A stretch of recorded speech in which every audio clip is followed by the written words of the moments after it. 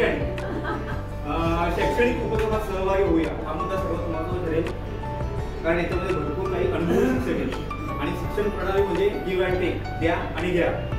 बाकीचं हे उपक्रम किती मोठे होऊ द्या, पण याच्या सर्वात महत्त्वाची गोष्ट म्हणजे आम्ही खूप वर्ष सर्व्हिस केले आणि ज्यांनी कमी सर्व्हिस केले ते चहा पाण्यामध्ये साखर टाकायची, साखरेमध्ये पाणी टाकायचं, ते आपल्याला प्यायचं आहे.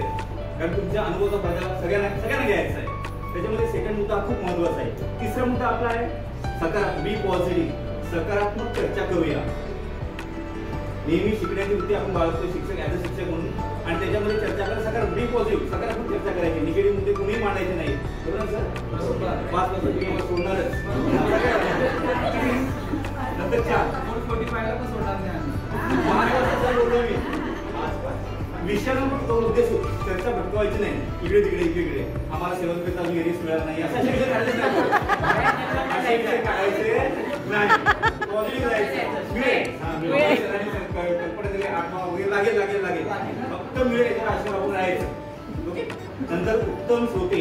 यस, श्रवण सर्वात महत्त्वाची गोष्ट, श्रवण करता आलं पाहिजे.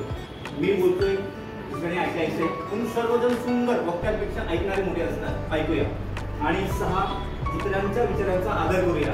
सर इथे बोलतायत, लेडी टीचर बोलतायत, कोणी बोलतात, प्रत्येकाचा विचार काय करायचा, आदर करायचा आहे. ओके. हे सर्व मुद्दे आमचे मित्र श्री देवानंद सर यांच्या सुपीठ डोक्यात आलेले आम्ही